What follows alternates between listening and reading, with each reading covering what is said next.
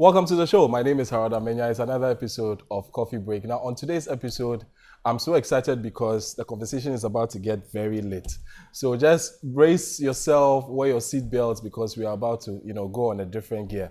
Our guest today is someone that you definitely love to hear. Remember, if you're watching on YouTube, please like, subscribe to our channel so that you can get notifications on our upcoming interviews as well. And then also, drop your comments. We'll be back after this. Stay tuned.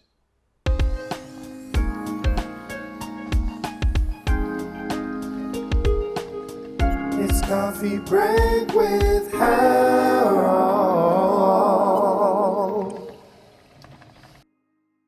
AKA KALYBOS is my guest on Coffee Break this week. KALYBOS, when you mentioned it, how did I mention it? Add some acronyms like honorable. Honorable. Do you have plans of going into politics? Me? I've been seeing you around politicians a lot lately. Oh yeah, we are friends. Most of them. You need to be friends with such people if you're an industry player. You understand? Because most of helps and affiliations that comes from the government, you need to channel it through these people. It's not because I have any political ambition. I want to start for an MP. Never of such. I understand where I am. So when I'm to go inside, they will know me as an influencer. So would I also need help from them if I have to do any projects. Is that how you landed the gig to promote Nana Akufo-Addo in the last elections?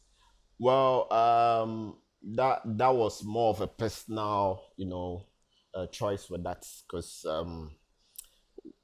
I wouldn't like to go deep What into prompted it. What prompted you to want to campaign for that? I mean, considering the fact that's what I'm saying. It's more of a personal interest with that, which had to do with the education system. Your counterpart, Prince David Osei, was on the show, and we talked about his ambitions, not ambitions, but the fact that he has been prophesied to become president one day, and all that came with it. And on social media, I've seen him register some unsatisfactory remarks with the current government, despite the fact that he campaigned for them. But I don't see you comment on anything like that. Don't you think it's selfish on your part? I don't see myself commenting on any other thing. But if you have campaigned for a government that has been put in power, right? And now people are complaining about them. Don't you think it's right for you to come out and at least add a voice? So my complaint will have to do with a different thing outside politics. You understand? What people should know is it's a whole body. It's not just one person. So for the whole body to function, every individual in that sector needs to function along with the head. That's what people are failing to understand. The president is not in the energy sector. Neither is he in the agricultural sector. Neither is he in the education sector. He's appointed people to push on all these things. So my policy and my setback has to do with those people and what they are doing. Trust me, if someone is not functioning well at their department, it's going to boil down to the president. The president doesn't owe me anything. If he's established institutions and people who are supposed to make sure these policies work, why don't we focus on these people to make them be on their toes to work? If you had the chance to campaign again, would you do it? Yes, I will. If I have a better policy from the government to push, or to so to say, if my ideology of what I want to see it bear fruit and continue going as in there, I'll do that. And it will not be about money. No. Because you were paid handsomely for that last campaign. Which one? The last one you did. Who? The one you did. The one we are talking about. Oh, you had an alert? KALYBOS. Because my bank account. How much did you get paid for that campaign? I don't talk about politics when it has to do with interviews. You understand? Because it's something I did, and I had my reason why I did that. So it still stays there. You understand? We move on with life. After election, no campaign. Has it affected your career in any way?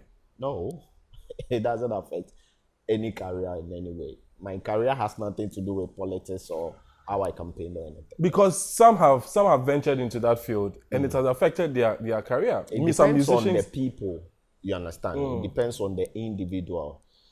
as I said, I'm not a politician. So if I'm to come in to support, same way I can support any other thing at all.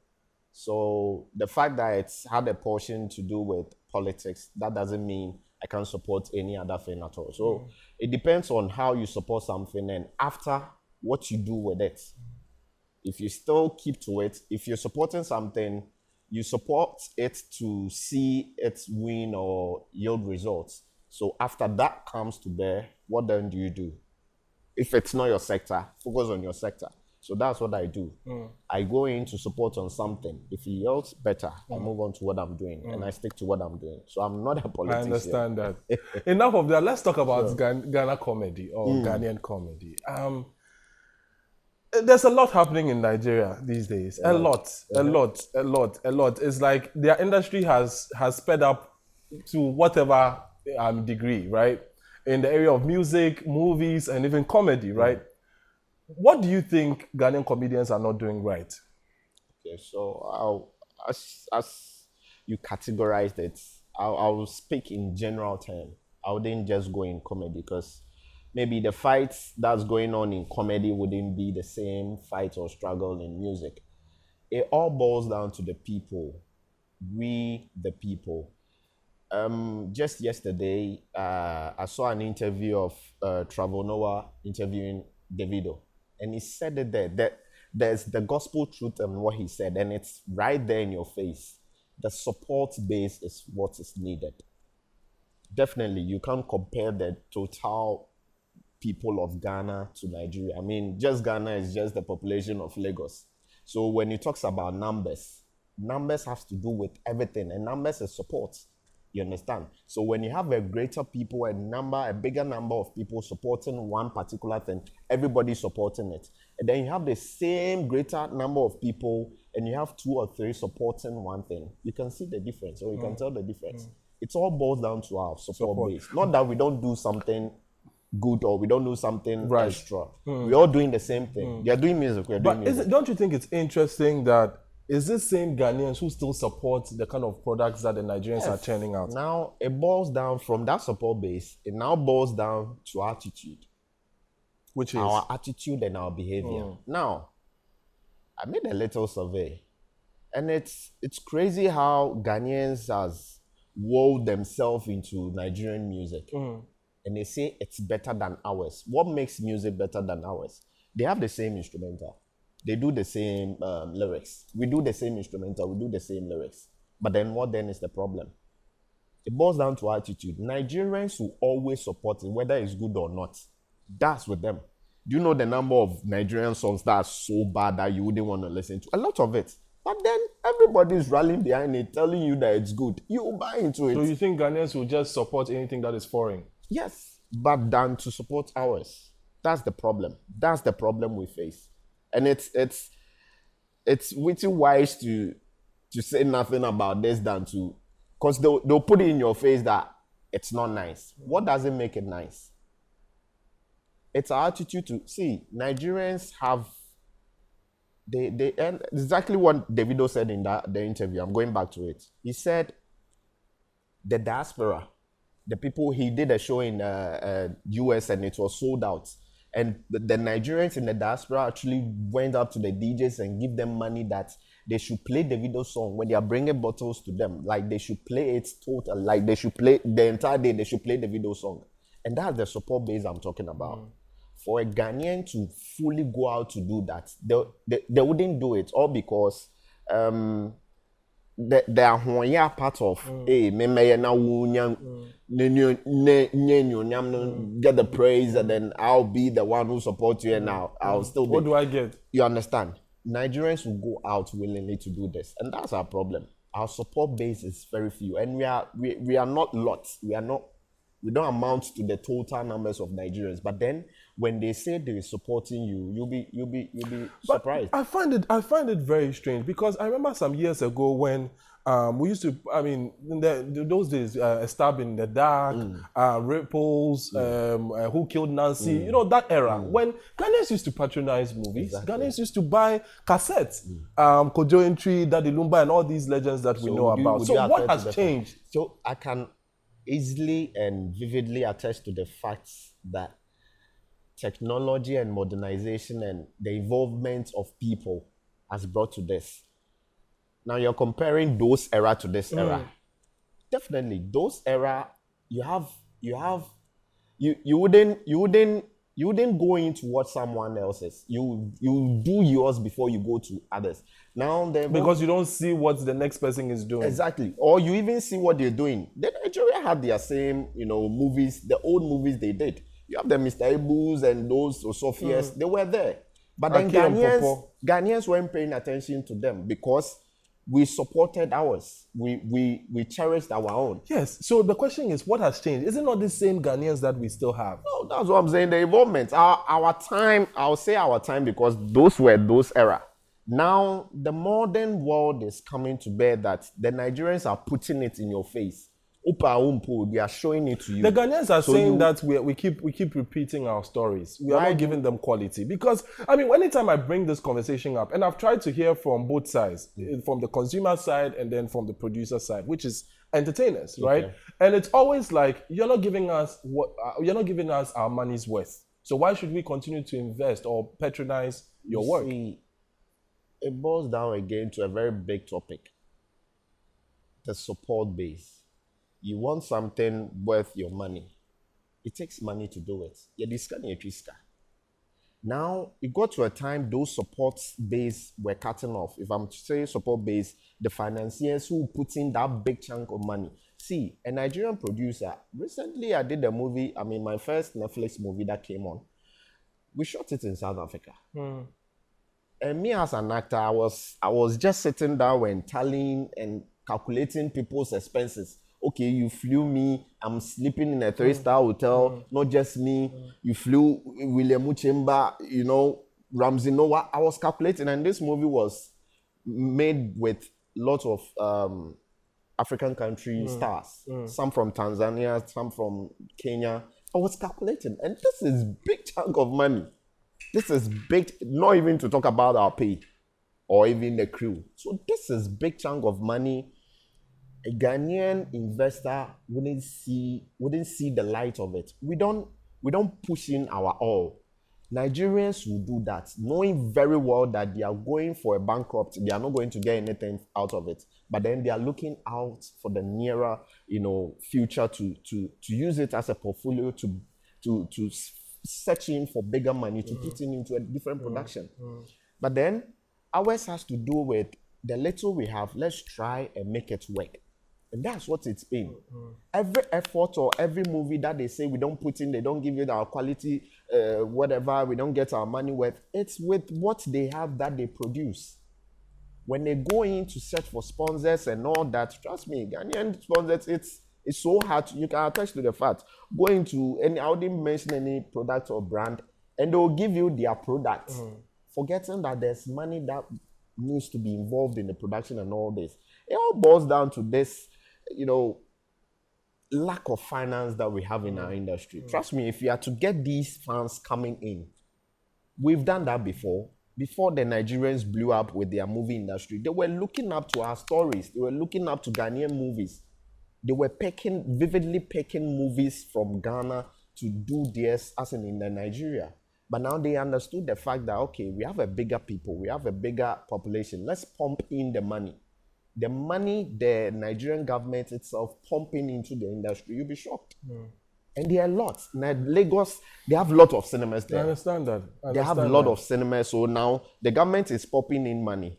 Do the movie, show in your cinemas. They'll all come and watch. Now the money will take just 30%, keep the 70%, evolve with it, and then go on. That's what's going on. Is what is happening something that breaks your heart? It does, a lot. It does. Because, to say again, in South Africa, I try to watch their local channels. Talk about let's say in Ghana, the Metro TVs, the other channels we have. So their local channels, I was watching. I never for once saw a Nigerian movie on it. Ghana and Podia and Nanchen. It was basically their content. And these are content they themselves wouldn't even sit to watch. But then they are giving it to the people. Same with Nigeria. So hard to find Now, Ghanaian KALYBOS, content. what are you doing as a creative person? I mean, I get it. I get the fact that the support, you feel that the support base is very small, and then whatever, financial, whatever, all that, it's valid. But as an individual, what are you doing to make sure that this industry that pays you does not die? Now, my main focus, and another reason why as you started saying, with the politicians, whilst I battle with them, I enlighten them on all these things. Trust me, they have no idea about these things. Because we are in the field, we've gone out to see what other countries are doing that we are not doing same. So it's up to we who have seen it and are in the industry to come closer to these people, enlighten them, tell them this is the problem so they can change. Trust me, their era with film and entertainment is different from what we are seeing now. So they don't understand what is going on in our sector. So if you don't tell them, how are they going to know? So you won't be like all those creative people who get into, they get the opportunity to change something and then they only think about themselves. Those people are a disgrace. If you have to tell me, if you have the industry to heart, you will know that you are doing nothing to help. When Nigerians, or I always compare with them because those are our problem right now. I want to see us rising over them by picking on their same attitude, not drawing them away or drawing them, let them going on their own so that we also go on our own. We have to, that Islam, go to the hand and learn his ways. We have to learn their ways. Trust me, as much as it's painful to do this, we have to learn their ways, adapt it, and make it ours. That is what will help. Because Awesome. if they are doing it and it's helping them and it's making them go worldwide, why won't we do ours? You understand? I wouldn't like to make sites. I want to use myself as an example. We embarked on, that was last 2-3 years, okay? There was this talent, let me just say, event organizers in Europe. They were in Germany, Hamburg. So they picked content providers from Africa, West Africa to say, to go on a tour in Europe. So I was picked from Ghana, Emanuela from Nigeria, those little kids, yes. KASIM from Uganda, there's another guy from Kenya, Injugush. So that's what happened. We went to Hamburg, and Hamburg, most people will know, is like the hub of Ghanaians. A lot of Ghanaians are in Hamburg. And we did a meet and greet. We're going to have a show. So all these people coming together. It was all full packed with Ghanaians. Every Ghanaian there. So in my mind, I was like, so this time it's going to go well for me because I have my people supporting me. Everybody came there and they took picture. Kali, everybody, Ostrada, we will come. We are buying tickets. The tickets were there, no one was buying. They were there to take pictures and give their support that we are coming to support you and all that. They didn't patronize the tickets? Never.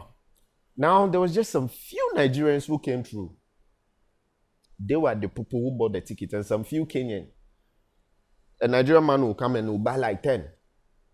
Where Emanuela, they go and take pictures. They buy 10, or me, my family will come. Some other country people, they even bought tickets and they started sharing it to some of the Ghanaians there. Wow. Yet, though, they didn't even come. Now, on the day of the program, the auditorium was full up. Me, I didn't know what was going on. I knew my people were there to do the meet and greet, and no, they only came to take pictures. So I was thinking in the auditorium, it's all full with Ghanaians. Wow. My brother, that day, it was full of Ugandans, Kenyans, Nigerians. All other countries but Ghanaians. The Ghanaians who were in that auditorium were 3. Myself, my manager, and one camera guy. No Ghanaian was there. Not even a single Ghanaian. So every joke that I had to say on stage, which had, a Ghanaian feel to it with Ghanaian language and stuff, I had to change everything. So how did you pull it off? So I said the first one, and this was a cracker for Ghanaians to relate, easily relate and laugh. The auditorium was just silent. It's like, just there and then I realized, okay. I'm not in the auditorium with Ghanaians. So good for me. I had a backup, comedy lineup, which had to do with a cut across one. That was what I did, and I had the reception from there. They started laughing one, and they picked for me. It's always important that we hear it from the horse's own mouth. We'll be back. It's It's coffee break with Harold.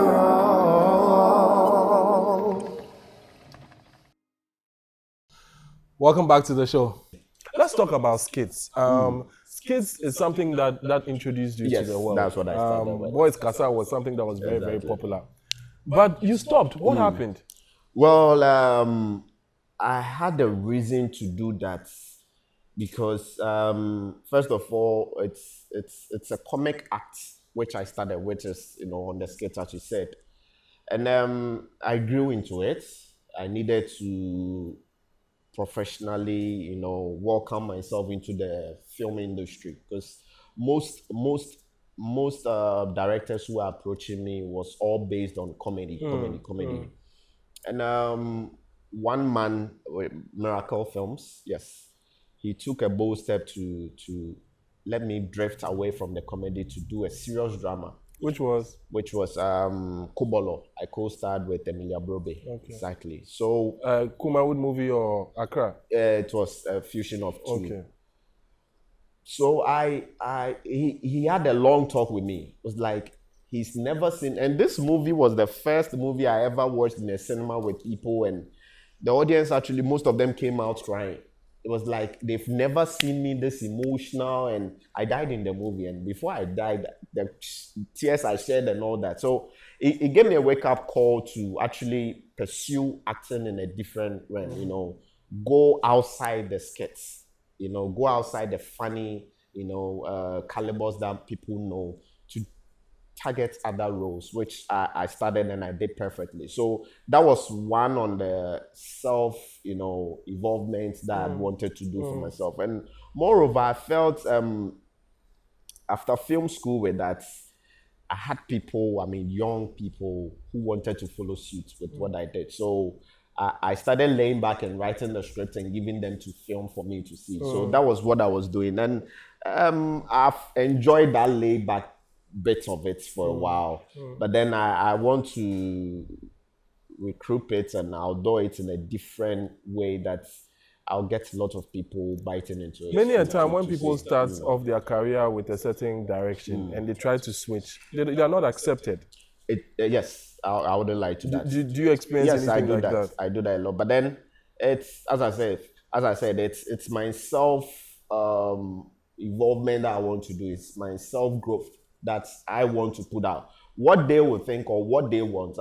They love the KALYBOS character. They love the Ahonfe Patricia character. They've always seen that dynamic pairing that it can easily be done and easily be put up anytime, any day. But then when it has to do with you, the person, and how you want to evolve with your acting career, you need to switch. The switching is a bit difficult for people to accept. But then when you know where your target is on what you want to do, it will help you as a person or an actor to grow in whatever craft you have. So it's something that we've not drifted away from. We put it up in a TV series content, which will soon be aired, which I think it will catch up to the bigger populace. So yeah. You're a product of Nafta as well. Yeah. What did you study in Nafta? Funny enough, I didn't study acting in Nafta. I studied cinematography. Okay. Which I graduated with a degree in it. So it was during those times that we started with the skits. So when the skits started and I had to do my first movie, trust me, I had no idea about this full acting thing, which was KALYBOS in China. So the set was a wake up and a learning platform for me. I did zero in that movie because here was John. I was acting alongside with him. I was learning from him. Here was which actor? Make your Sebeko. I co-starred with Ahonfe. I acted with Genuine Tati as well. So this platform, I was still in school, and I hadn't made up my mind to enter into the movie industry fully. Now the pressure was from the people. Oh, we are always seeing you doing skits. When will you do a movie? Now you see the other thing too. When will you do a movie? Okay, we've seen the skits. We are tired. We want to watch a full movie with you. Want to watch a full movie of you, in a whole different character and all that. So that was the learning platform of my career in acting. So from there, I started, taking short courses online with acting and all that. So it made me love the movie bit of it, which I'll accept. It made me skate a little from the skate because now, as a so they want to see other movies that we'll be doing. So that was what made me outdoor myself into the movie industry, and I'm liking every bit of it because I've learned to evolve in my acting, and I mean with the skits and the funny bits of character of KALYBOS, it's always there which I can easily tap into it. A lot of ladies have said you don't treat them well. Treat them well. Do ladies treat men well? The ladies that you have encountered, the ladies that have been in your life. Then it's a lie. Some of them. Yes. All the ones that I've spoken to. Why did you and Jacinta not work? I don't want to go there, my brother. No, there's because nothing to talk about that side.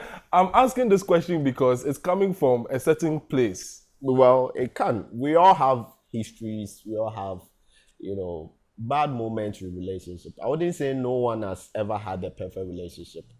I'm someone who wants to, if I'm going in for a relationship, honesty is my first call of action.